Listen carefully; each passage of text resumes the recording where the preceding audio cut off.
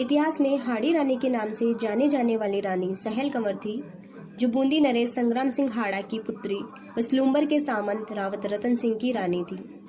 बात उस समय की है जब मेवाड़ पे महाराणा राज सिंह का शासन था। राज सिंह के सामंत सलूम्बर के रावत रतन सिंह थे, जिनका हाल ही में हाड़ा राजपूत की बेटी से विवाह हुआ था।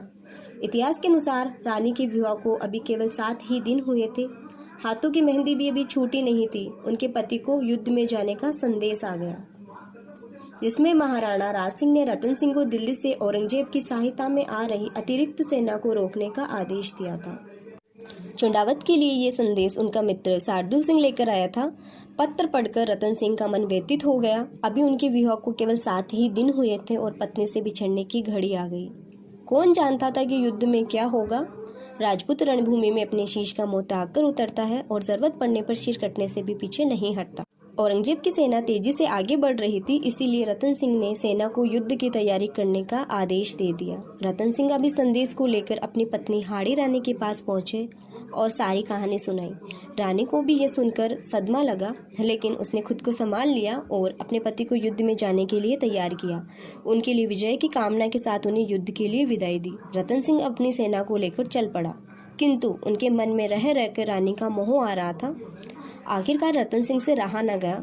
उन्होंने रानी के पास एक संदेशवाहक को भेज दिया और पत्र में लिखा कि प्रिय, तुम मुझे अपनी कोई सेनानी भेज दो, जिसे देखकर मैं मन हल्का कर लिया करूंगा।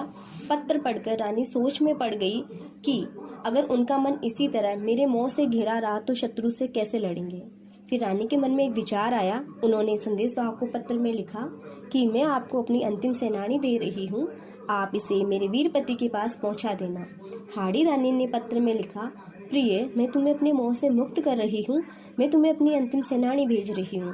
अब आप मेरे मोह से मुक्त होकर अपने कर्तव्य का निर्वाह करना।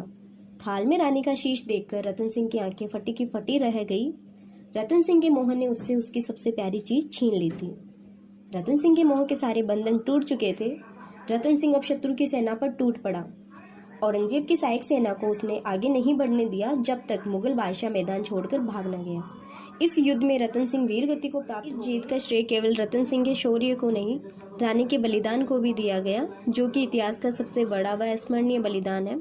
आशा करती हूँ आज का ये किस्सा आपको बेहद रोचक, प्रेरणादायक व वीरतापूर्ण लगा होगा।